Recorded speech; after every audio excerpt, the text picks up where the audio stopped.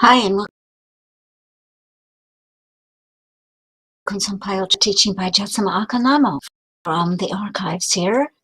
This teaching is entitled The Five Senses Really Tell You. It was given originally in 1996, and I think you'll enjoy it. So let's begin.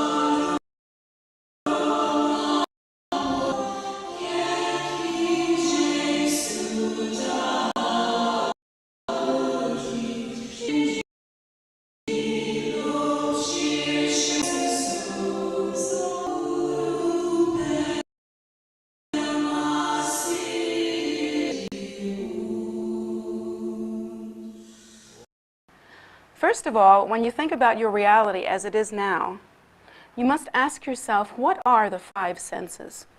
What are the five senses, and what are they telling you? When we go to school, we learn that we have sight, hearing, smell, touch. Those are the five main senses, right? Now you have to ask yourself a question. What are those five senses reporting to you? And what according to the Buddha's teaching? According to ordinary thought, we are definitely told that we are to hold true to the reports of the five senses. The five senses tell us. We hear all kinds in our society, don't we? Only believe, let's see, believe none read, only half of what you see, or something like that here. And then seeing is believing. Who said that? Over here said seeing is believing. That's another one. There are all kinds of little cute sayings that we are given as a way to indicate things with our five senses. The information we take in with our five senses, we should formulate an idea or hypotheses, and we should stick to that. And that is We're told that's how to be an intelligent person, that's how a thoughtful individual, that's how to be.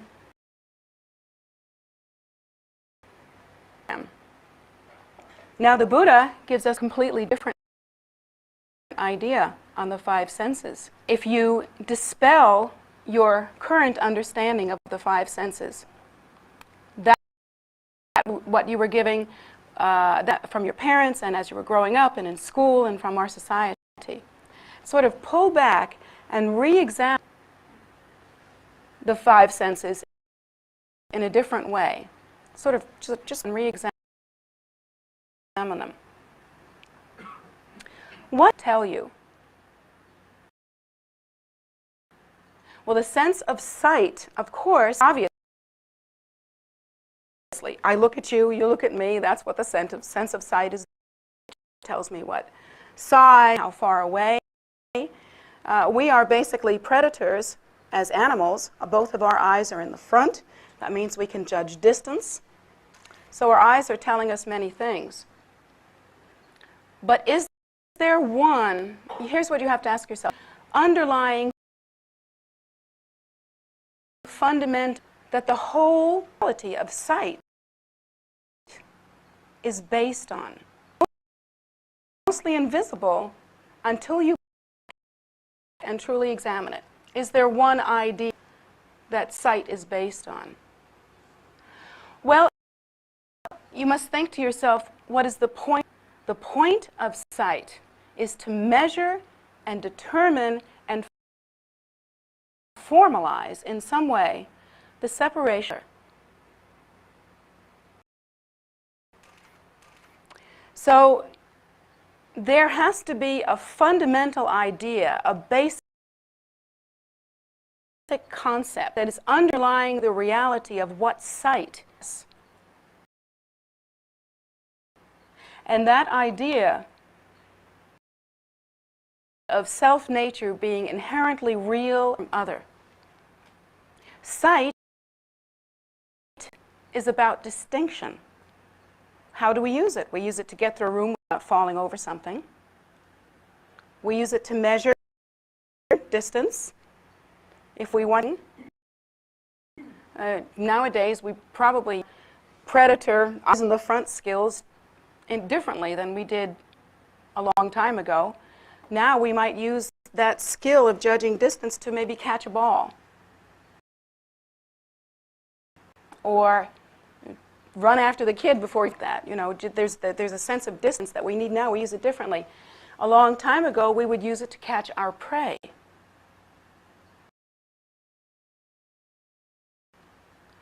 So sight is about distinction. In order to catch prey, the idea to catch prey must be based on the idea of self-nature real and other also being inherently separate and real. So this is about distinction. This is about separation. We have when we use the sense of smell. Sense of smell is also used to evaluate our environment. The sense of smell protected us, for instance, from fire, or from, for instance, early humankind moved away from smells that were putrid or unsavory, and might have moved as the smell of food. But still, that is based on the idea of self-nature, because even in the idea of food, using self-nature moves toward, so fundamentally, if the sense of smell is used to move away from something that is repellent, such as, well, human waste or something like that. You know, in early humankind, you would assume that would be the first ways that we moved away from waste in order to keep a sanity. That this is self-nature holding to the idea of its inherent solidity and reality, needing to move away from other, something that is other than self. It's the same basic reality with touch as well. We do use touch for ourselves. We do feel sometimes, you know, what does my skin feel like today? What does the fabric I'm wearing feel like? We still use that, but still, even in there, you can hear the separation. My hair, as though there was something about me that were separate. Even there, you can hear the hint of separation. My clothing. There is something about me that is separate from my clothing. But the sense of touch is also used to get around as well. Particularly, it's used as a backup if sight fails with limited light. There are certain things about touch that tell when there is danger. How early humankind learned how to deal with fire, feel the heat of it. They could feel that when they felt it or touched, there was some injury. They made a correlation. So it's like that with hearing as well. When we hear, what do we hear? Speaking now. And how am I thinking? I'm thinking, I am speaking. Where is my voice going? I'm learning through my sense of hearing so that it can go across the room, notwithstanding. So we learn of self-nature being inherently real and separate. And so the Buddha teaches us that the extensions of our ego, of our belief in self-nature as being inherently real, And yet the Buddha teaches us that in our nature, wisdom state, we are the neutral state. Uncontrived luminosity, we are that which has no distinction, is not separate, is free of all actualization. That in our nature, between self and other, that the idea that self-nature is inherently real, a fabrication, that is our true nature. Although we are blind to it now because of, well, ignorant.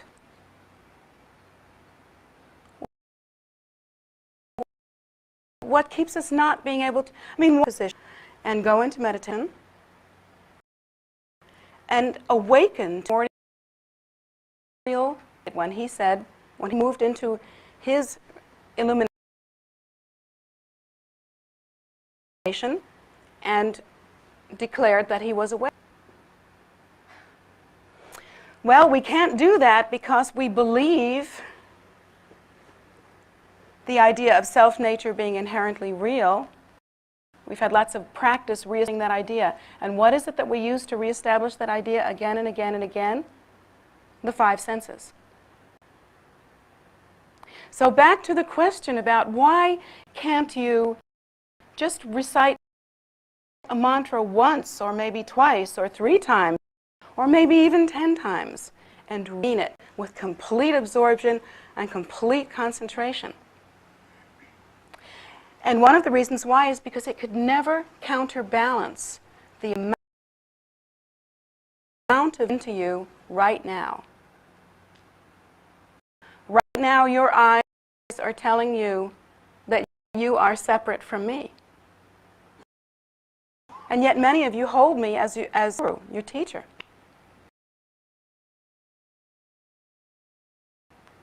But your hand, you can't touch me, you can't reach me. Touch is telling you you are separate from me. And yet when we come to the appearance of one's root reality is in fact the beginning of awakening to one's own nature, that in fact while we are practicing devotion, we are actually exercising our own innate natural ability to see our true face. And that's the point of practicing devotion. That's the point of practicing Guru Yoga. It's not because your teacher needs it. Trust me on this. It's because we each need to learn to recognize our own true face. And the first exercise, the first method that we utilize, one of the methods that the Buddha has given us, is to practice devotional yoga, to practice Guru Yoga, in such a way as to recognize that the appearance of the root guru in phenomenal reality is the appearance of enlightenment, that appearance is indistinguishable from one's own nature. That's a long leap. That's a long journey. That's very, very difficult for sentient beings who have been practicing the yoga of the 5 senses, basically, since time out of mind. When's the last time you didn't use the 5 senses? So your eyes are reciting a kind of mantra right now. They are saying, separation, separation, separation. I am separate from you, I'm separate from you. And you're getting this information constantly. Every time you open your eyes, every time you look at something else. And it's so instinctive and so core, so down to the wire, that even when we look at our own hand, we are looking at something else. So where are you in all this? Don't you wonder? So the five senses are giving us all this information. The ear, our hearing is telling us that something is coming from over there. When I hear your voice, it sounds like it's coming from over there. Yet the Buddha teaches us that this is merely a display of ignorance. And it's interesting because, and actually, young Jonathan gave us a perfect example. He served us really well, and I mean to thank him for it.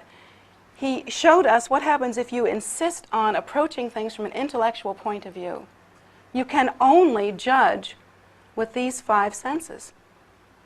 It will never be open to you to awaken to the primordial wisdom nature,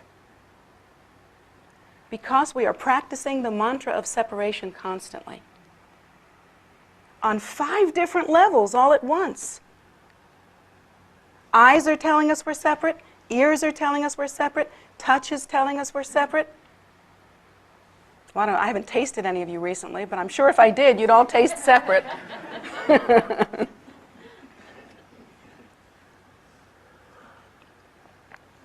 But our senses are meant to measure that, to show us that again and again and again. And this is the information this computer is getting through 5 different channels continuously. Even in the dream state, our dreams are like our waking reality.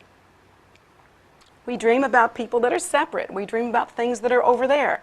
We dream about the senses functioning as they do pretty much in the waking state. And so on 5 different levels, all at one time, we are continually practicing the mantra of delusion and ignorance.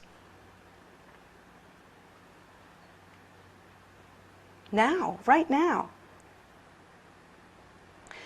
When we go to practice Ngundro then, this is the very reason why it takes so much. Do you think it's a coincidence that while we are taking in on 5 different channels this information about separation, now, though, for those of us that are about to begin to practice Ngundro, our preliminary practice, for those of us who are engaging on that track, you are now about to accomplish 5 different accumulations of 100,000 repetitions apiece. That's what Ngundro does. And the reason why, once again, this is what I told you the last time we talked, but it bears repeating. The weight in the pile of samsaric separation experience, the experience of delusion, of clinging to the idea of self-nature as being inherently real and other as being separate, is so powerful and so strong and so weighty and so continually reinforced that it's surprising, really, if only one complete accomplishment of Ngundro could actually do any good, even with each accumulation, each of the 5 accumulations counting up to 100,000 repetitions. You wonder, how could it possibly counterbalance this tremendous weight on the side of samsaric experience? Well, the plain fact of the matter is that it doesn't completely. And for that very reason, there are many extraordinary practitioners, including very well-known lamas, whose entire life practice has consisted of accomplishing an entire set of Ngundro again and again and again. I've heard amazing numbers of very famous, well-known, very highly respected lamas who have done 23 Ngundros, or 9 Ngundros, 11 Ngundros.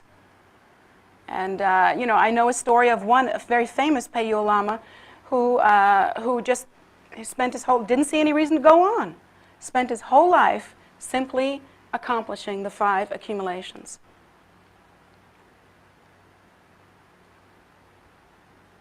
But those very 5 accumulations, this practice, this preliminary practice that is the supportive foundational practice for all other practices that come after, is the very thing that's needed to step back from the reality of the five senses. Because the information that the five senses is giving us now only increases delusion, only increases conceptualization, only increases over-intellectualization to the point where one cannot experience the underlying truth of one's nature. Instead, one is constantly intellectualizing. So this accumulation of ngundro is meant to begin to pry that loose, to begin to disengage it, to begin to step back from this kind of perception. One of the qualities associated with clinging to the idea of self-nature as being inherently real, which we do. And not only that, but we are also taught to, and this is another thing that we do, we insist on self-nature being separate and inherently real. We absolutely insist on it. Because we believe that self-nature is separate and real, if we have a self, and if it is separate, and if it is real, we want it to be better. And so there is an arrogance and pridefulness that comes with that kind of over-intellectualization, with that kind of superstructuring, that kind of strong ideation of self-nature being inherently real. Because if you have a self, then everything else is other. And everything else that is other is either going to be better or worse, richer or poorer, happier or unhappier, or something else than you. And that's the experience that continues like that, very, very far away from compassion, very, very far away from a good heart, very, very far away from pure qualities. In fact, that kind of clinging to self-nature with a passion only increases desire, greed, grasping. This is what the Buddha has taught. And a large part of the desire and the greed and the grasping that occurs is the need to make self elevated. And of course, from that comes this terrible pride that we are afflicted with, that in the end causes us to be suffering, causes us to suffer and to alienate ourselves both from our practice and from everyone else. These are not desirable qualities, and yet they're natural, associated with the idea of self-nature being inherently real. And so one of the first things that we do is the thing that everybody kind of wonders why we have to do. And that is the first section of ngundro practice, which is refuge. And in the taking of refuge, one meditates on the faults of cyclic existence, sees that cyclic existence is simply an endless tumbling like a bee in a jar, with endless discursive thought and intellectualization and compulsiveness and desire and all these different things, all these different qualities that are associated with samsaric existence, like a bee tumbling around in a jar.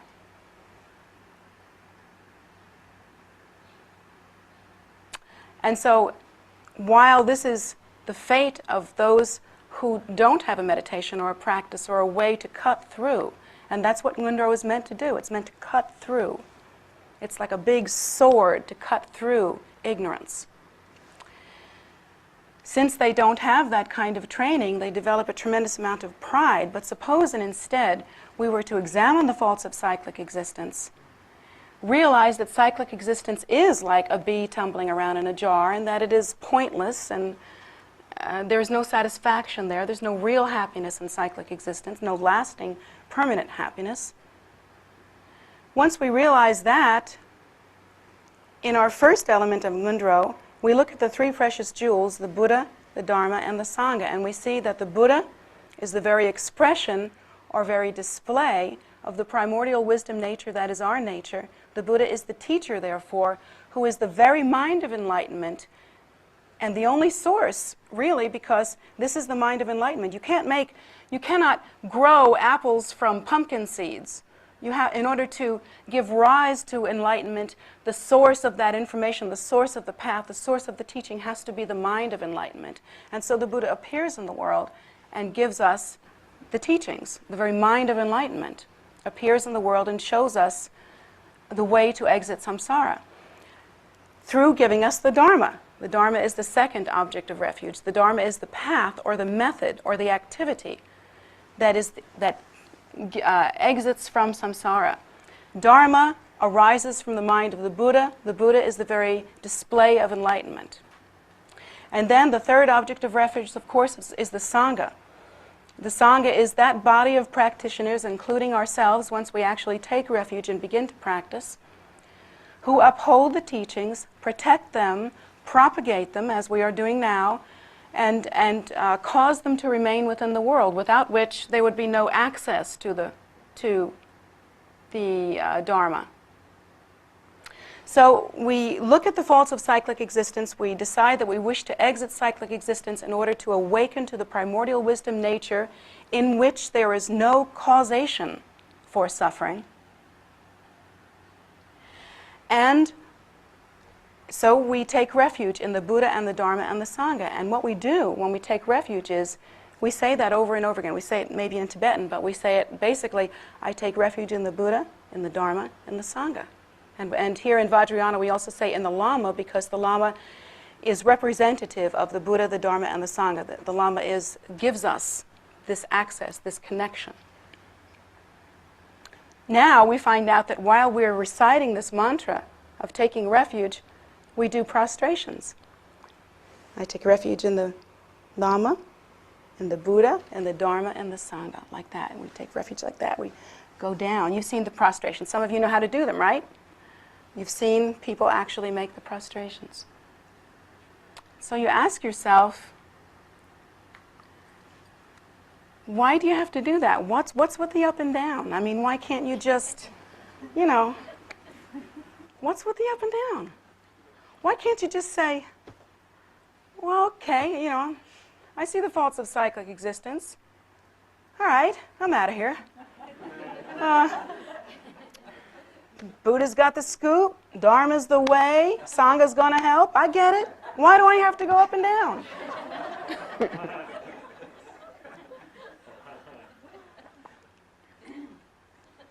And it's because constantly in our everyday life, we exercise the idea of self-nature being inherently real and separate, and we superstructure around that, like building constantly with tinker toys, pridefulness and arrogance associated with the belief in self-nature as being inherently real and separate. This pridefulness and arrogance causes a stiffness, a mental, a kind of spiritual, psychic, emotional, and mental stiffness that literally makes us, one expression that's used is, makes our minds hard as horn, like hard like bone.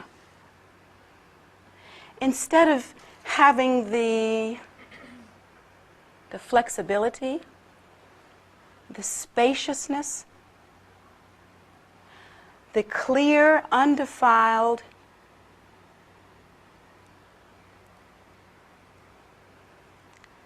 illumination that is our fundamental nature.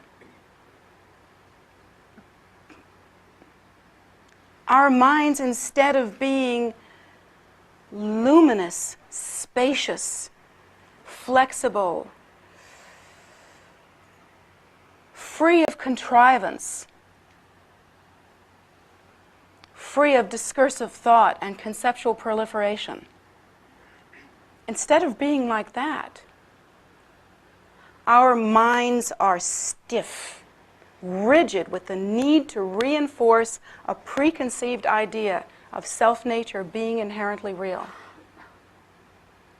Rigid. And I look around and I see the rigidity. I see it in myself. We all have a piece of it. And I'm being nice now. We all have a lot of it. So much of it. And so it is for that reason that we cannot simply sit down and awaken to our nature.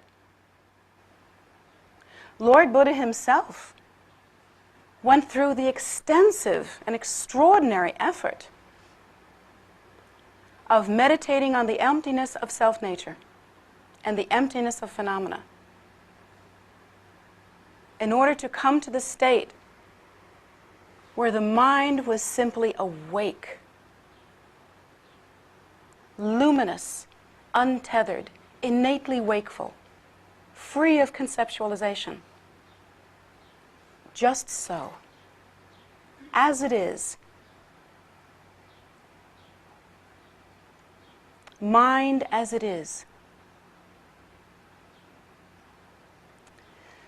So now we are about to accomplish Ngundro, and we're going to go up and down 100,000 times, meditating on the faults of cyclic existence, meditating on the preciousness of the objects of refuge, the three precious jewels. And as we go up and down, counterbalancing all of this experience, because from that practice, pride is diminished. Over-intellectualization begins to subside.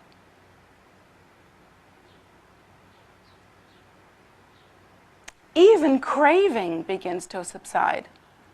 Even craving. Because when we're not doing that, we are self, and self wants everything it can get its hands on. Because while we are strong and residing in the idea of self-nature being inherently real and everything else being other, craving increases. If self-nature is real, it has to be strong, it has to be good, it has to continue. I crave life, I crave experience, I crave stimulation.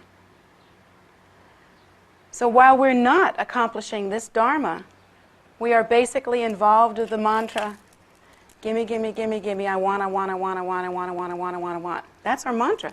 And we're saying this on 5 different channels. We're talking super stereo here. 5 different channels.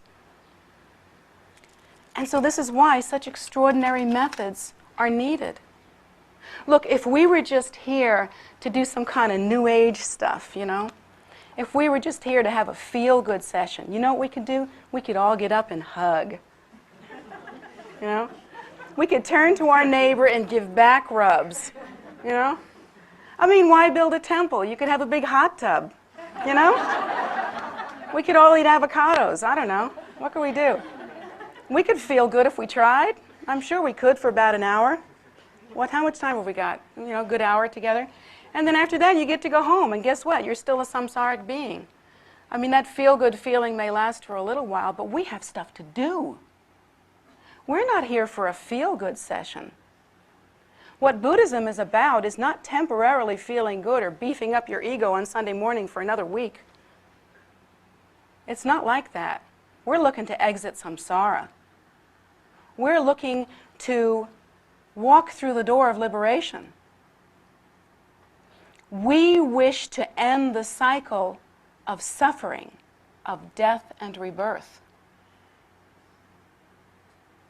Big job. And it's not going to happen through a brief feel-good session. I wish it would. I love to feel good as much as you do. Going up and down. I mean, you know, when I did my prostrations, I have to tell you, my philosophy was, get them done. I mean, oh, the thought of doing up and down, up and down, up and down, up and down, up and down, it made me feel old before I started. But I actually got into it after a while. I started off, I was in such bad shape when I started. I think I started off with 50 prostrations a day, which I would have been very old by the time I finished. So I started off with 50 prostrations a day. But I increased them. And I sort of entered into a period of semi-retreat. And at one point, I was doing 1,000 prostrations a day. And that's, you know, that's not a small thing.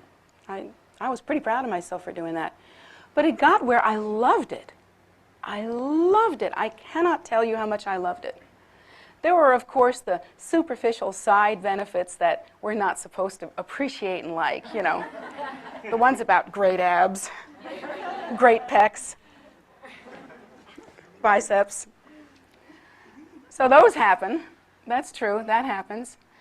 But the real pleasure, the real joy of that was this kind of peace that you get from putting yourself aside. There's this peace, this kind of, oh, you know, when a person is constantly thrusting themselves into the forefront and trying to be the center of the world, you have to have compassion for them, don't you? Because you realize they're not happy. You can't be happy if you've got to be the center of everything. That wonderful feeling of doing the prostrations and putting yourself aside, that to me was a great pleasure. And I've often thought that at the next period when I have time, rather than going into a more advanced practice, I would prefer to do another ngundro. That would be my preference. The experience that I had was that something of this ego clinging, something of this, I don't know, belief that I had to be the center of everything began to dissipate, began to loosen up. I found myself to be looser. What used to be a big deal didn't seem to be such a big deal anymore. What I had to take issue with, because I am so smart, I didn't need to take issue with anymore. I just didn't have that kind of need. That was my experience after doing prostrations. That was kind of a little side benefit. And what I also found had increased in me was the sense of devotion, the sense of, after having contemplated the faults of cyclic existence and then having taken refuge so many times, I began to really kind of imprint experientially a real devotion for the preciousness of the three precious jewels, for their exceptional quality, for the sense that there is, I mean, where in samsara can you find something as precious as the Buddha, Dharma, and Sangha? You know, nothing else really leads to liberation in the same way. And again, we're not looking for a day at the park. We're not looking for a feel-good religion. We are looking for liberation. We are looking to awaken as the Buddha has awakened. We are looking to exit the cycle of suffering, returning only to benefit sentient beings. I mean, that's the goal. To remove the very causes of suffering from our mind stream, the very seeds that produce the fruit of suffering. That's the goal. That's a big job. And it's going to take a big medicine to make it happen.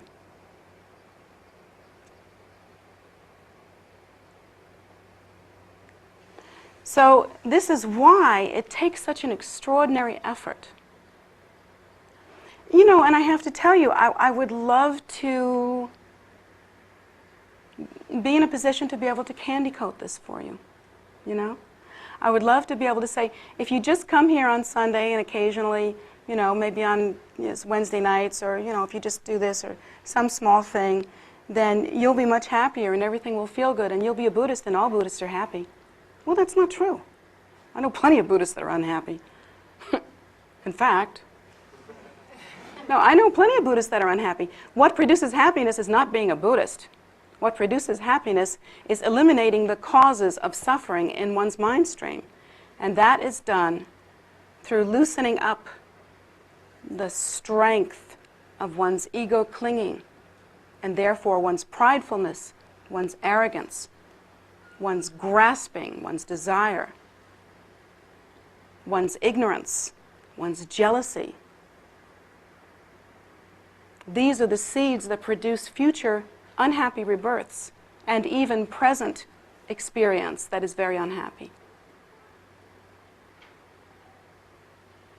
And yet it's all we've known. And even our beloved parents, who meant to give us everything that we need, taught us how to cling to our egos, taught us how to spend our whole lives looking for material possessions that will somehow make us happy, or get enough education so that we can be happy, or, and I'm not saying any of these things are bad. I mean, I'm educating my kids. I got an education. But don't be fooled. These are not the things that make you happy. And these are not the things that satisfy you, your needs, your life. And these aren't even the things that you can take with you when you die. There's only one thing that we can really take with us when we die, and that is our mind. The condition of our mind. The habitual tendencies of our minds. Whether we have engaged in good qualities or whether we have been selfish and arrogant. This is what we will take with us. The condition of our mind stream. What causes have already been brought about that will someday bear fruit? This is what we bring with us when we die.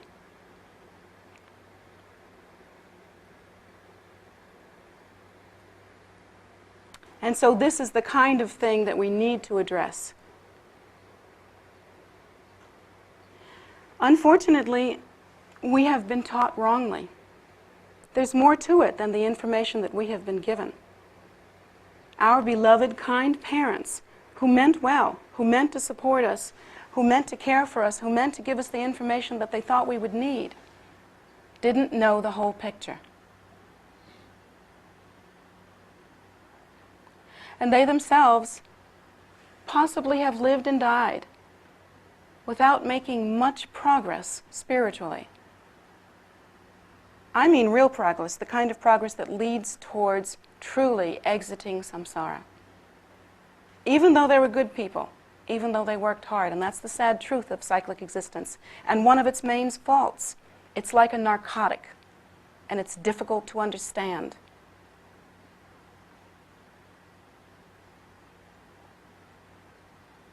But when we engage in the practice of Dharma, the stakes are high. We're not asking for feel-good. We're not asking for fluffies and fuzzies. We're not asking for, I don't know, just kind of a status kind of thing. You know, you get your very own mala. That's kind of cool. Not many people in America have a mala.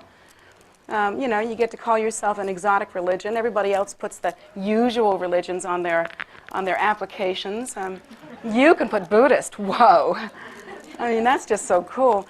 And you get to go to this place where everybody's, you know, everything's set up kind of different, and it's really exotic. And if you bring your friends there, they'll think you're really cool. Or crazy. So you have to ask yourself, you know, is that what you're after? Is that what you want here? I don't think so. I think if you're here and you're listening to this and you haven't walked out yet, there's a good chance that you realize something of the faults of cyclic existence. There's a good chance that you really want to make progress on the path. There's a good chance, in fact, that you would like to enter the door of liberation. There's a good chance that you would like to awaken to your innate Buddha nature. There is a good chance that you wish to be liberated and that you wish to exit samsara. There's a good chance that you wish to cease giving rise to the causes for more suffering. And if that's the case, here's the way. I can't sugarcoat it and tell you that it's easy. It takes a lot of work. On the other hand, it took a lot of work for you to get this way. You know, if any of you have ever had psychotherapy, the first thing that you, if you remember, if you ever had counseling or psychotherapy of any kind, your first question was, how long is this going to take? And the usual answer is, how long did it take you to get this crazy? So you kind of figure the math that way, you know? Well, the great thing about Vajrayana is that it does not take as long as it took you to get this crazy. Truly, it doesn't. Vajrayana is the one method in which one can attain realization in the course of one lifetime, but not by only coming on Sundays and just feeling good. Sorry, I wish. Don't we all? Only better than that would be liberation through chocolate. I can't, beyond that, what could you ask for, As soon as I can figure out how to make that work, I will, I promise. Liberation through chocolate. But it takes more than that. It takes some doing. It takes some work. And here's where you have to decide whether you're going to be your own best friend or not. Here's where you have to decide what you want. And boy, talk about reaping what you sow. This is the path in which that phenomena is exacting. How deeply you go into devotional yoga, into Guru Yoga. That is how quickly, how surely, and with what, and how, in what a profound way you will come to recognize your own nature. How deeply and how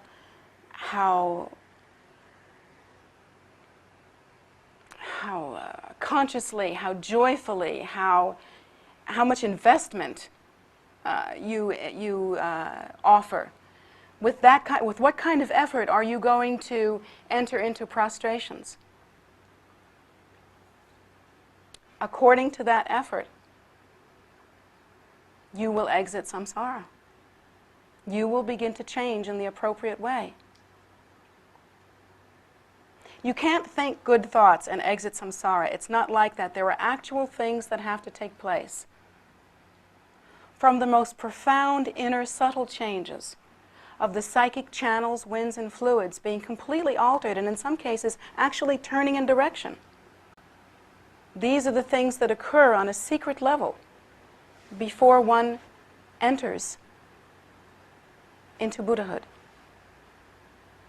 And that doesn't happen by thinking good thoughts, or back rubs, or hot tubs. Too bad, huh? And on a more superficial level, the changes that need to take place are the elimination of the poisons. Hatred. And that means hatred is the same as anger. Hatred, greed or grasping or desire, ignorance, jealousy, pride. The elimination of these poisons. And there's no way around it. You cannot enter into the gates of enlightenment. You cannot exit the suffering of samsara without eliminating those poisons. It has to happen. These are the realities. And it's your best friend that's telling you them. If all I wanted was to collect lots and lots of students and lots of moolah, I know how to speak the good speak. I know how to make you feel good. I know how to give you only the good news. I know how to tell you a bunch of stuff that's going to make you leave here feeling like, yeah, wow, that lady made me feel great. I'm going to smack $1,000 on her right now. I know how to do that. I can do that, but I won't, because I am your friend and I'm not going to lie to you. The method of Dharma is challenging. It is difficult. It requires investment. It requires developing pure qualities and eliminating poisons. It requires change for real, not just on the outside, not changing your attitude or changing your facial expression or changing your clothes, but changing to the core of your being, really so deeply that the inner psychic winds, channels, and fluids are also utterly changed. And like anything else that requires such development, it requires time, effort, pure intention, commitment. The hated word in America. Commitment. That's what is required. You may hate the word commitment, but I tell you, you've already got one. Right now, we are committed to suffering because we keep engaging in creating the causes for more suffering. So that's our commitment so far. It's only a question of changing the commitment, that's all. It's not a question of having a commitment for the first time. You've already done that, and look where it's got you. Not as happy as you could be. We are all suffering from old age, sickness, and death. All of our joys, all of our accomplishments, they are impermanent. Everyone that we love, we will be separated from. Everything that we gain, we will lose. This is what we're committed to? Wow. Think about it. So instead, if we're going to have a commitment, let's have one that results in the liberation and salvation of all sentient beings.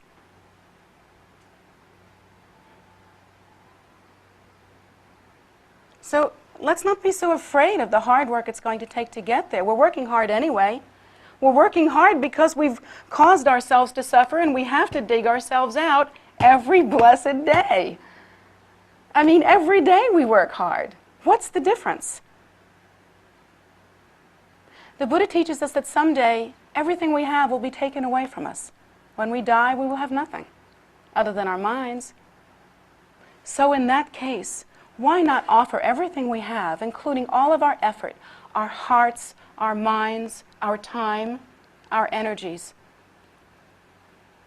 toward creating the one thing that is lasting and true: liberation. Exiting samsara, entering into liberation for the sake of sentient beings, so that their suffering and your suffering will cease. You got to do something. Might as well do that.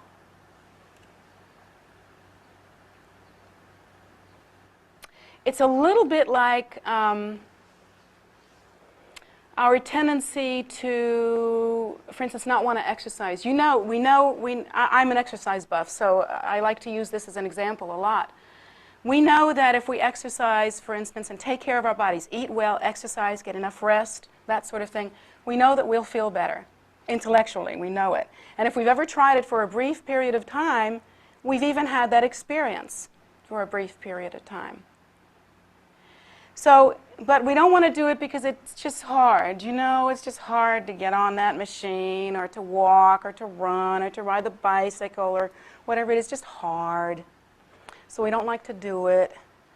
So we don't exercise, and then it's hard to think about what to eat. We just grab food quick, and we don't think about that. And so we don't eat very well. And then it's hard to go to bed early because, you know, you have to work all day, and you want to stay up and watch another couple hours of TV and stuff like that.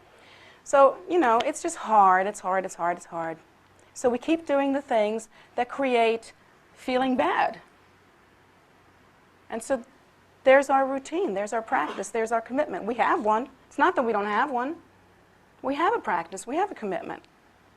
Every day we build that discomfort, we build that lack of health. Every day we work real hard on shortening our lives. We work really, really hard on being either obese or simply out of shape and sort of jelly-like, and we just work really hard, you know, not taking care of ourselves so that we can feel utterly and completely miserable. And then we can go to therapy. And then we can try to get other people to love us so that we feel better, right? So that's our program. That's what we do every day. That's our practice. So what I'm saying is if you have a practice anyway, which you do, why not have a different practice? One that produces a good result. I mean, think of it. It's so darn logical it could work.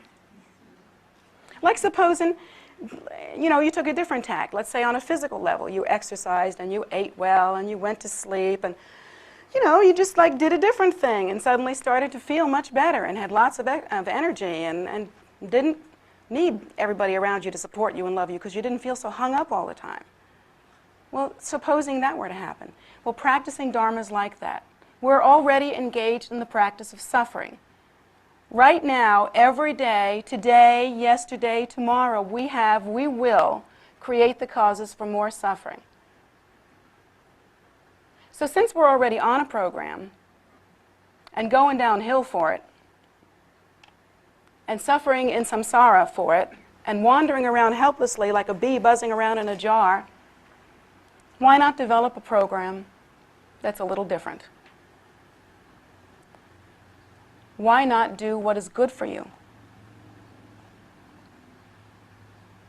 You're busy doing what's bad for you. Let's get busy doing what's good for you. The question is not who loves you. The question is, do you love you? Are you going to do this for you? Only you can.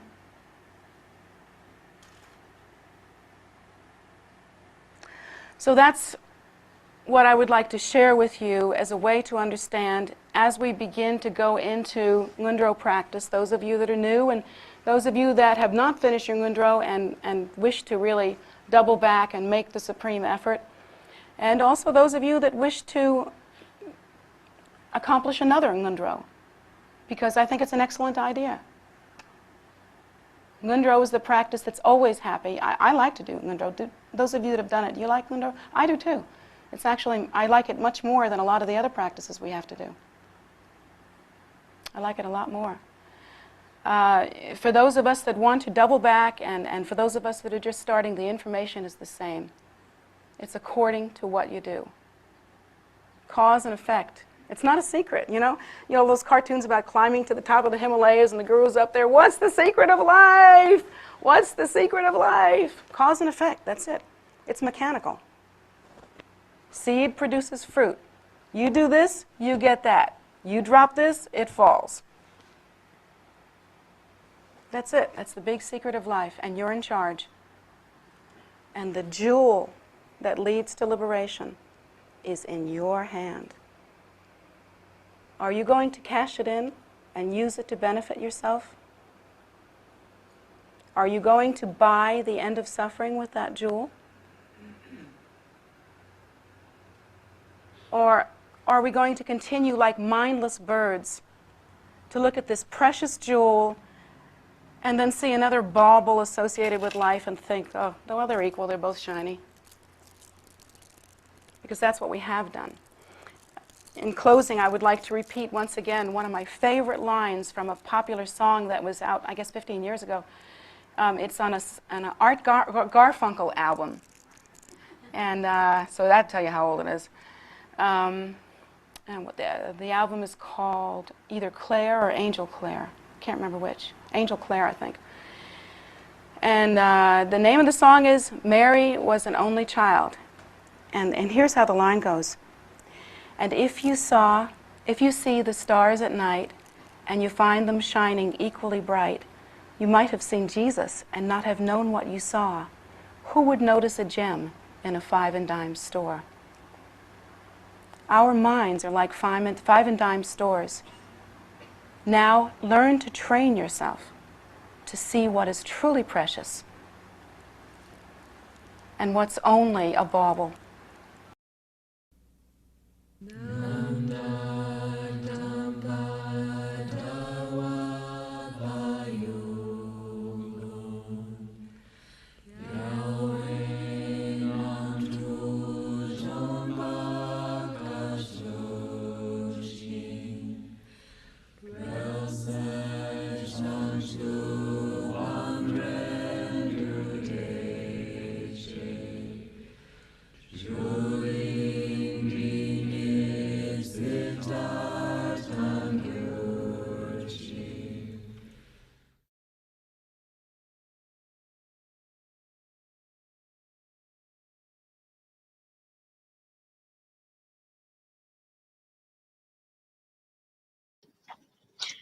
So thank you all very much for joining us. We're always so happy to have you, and so happy that you're able to see Jetsunma. In terms of, I put up in chat the choices that the email address that you can use to send offerings directly to Jetsunma, should you choose to do so. It is a tradition that if you've received a teaching that you might want to make an offering directly to the teacher and cement that relationship. If you do, I put up her email, that is PayPal. I should have said PayPal, but I didn't. You can remember PayPal, I hope. And also, if you have any questions to any of us, you can send them to kpc@tara.org. And those are in the chat for you. The rest of this week, we have regular teachings and teachings and practices available. Jetsunma's teachings are shown on Wednesday evenings at 7:30 p.m., which is where you were today on YouTube, and also on Sunday morning at 11 a.m., also on YouTube. In addition, on YouTube, Saturdays and Sunday at 10, there's a meditation class given by one of our Anis. That would be a Buddhist nun, and they go for about maybe 45 minutes. And it's directed at beginners, but it gives everyone an opportunity to sit down and do a stabilizing the mind meditation, which is sometimes nice to do in a group. And if you choose to do that, join us on YouTube, and you can do it there too. In addition, we have tomorrow evening is Dakini Day. And so we have the regular Yumka, which is a Dakini soak or food offering practice that we will do at 7:30. And that's in addition to the regular 5:30 practice that we do, except that one won't be a soak. That will just be a Namchu practice of deity visualization. And then at 7:30, we'll have the soak with the Yumka. Every evening on Facebook Live, we have a very short Medicine Buddha practice dedicated to the end of suffering for everyone. Jetsunma created this practice in English for everyone to be able to do. She made it quick and easy so that people could, fit it into their life schedule. And it is on Facebook Live at 7 p.m. on KPC's Facebook channel, which is basically Facebook, and then put in Kunsan Payolcholi. You'll find us. Let me see.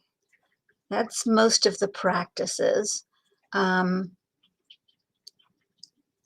at least I think so for this week. Tira will not be teaching this Sunday that I know of, probably the following one. And we always look forward to those. They're always really great. So she teaches a beginning Buddhist practice, and you can go on our YouTube channel and you can find all of these teachings of Jetsunma's. You can find all of the teachings on, that we've shown of Atira and many of the meditations. So, as well as other teachings by other lamas that have been here at KPC. So we hope that there's plenty to keep you interested and help you deepen in your practice. Thanks again for joining us. If you can make it out to KPC, the outside is open dawn to dusk every day. And outside we have statues and stupas and walking trails and meditation gardens. And Jetsunma has some animals that you can, like a petting zoo almost, farm animals. And so all of that is available. And right now, the temple inside is still closed for the Omicron. We hope it to be open really soon. We will let you know as soon as it is. Check back with us, if you come. But there are, altars we've put on the porch, and a beautiful statue of Guru Rinpoche that's like 8 feet tall. That's going to be mounted on a throne that we've just installed across the street. So things are changing and moving, and you'll find something. I know you will. And we would love to have you come. We can't wait for it to be open again. So thanks again for joining us. And until next time, be safe and know that we all love you.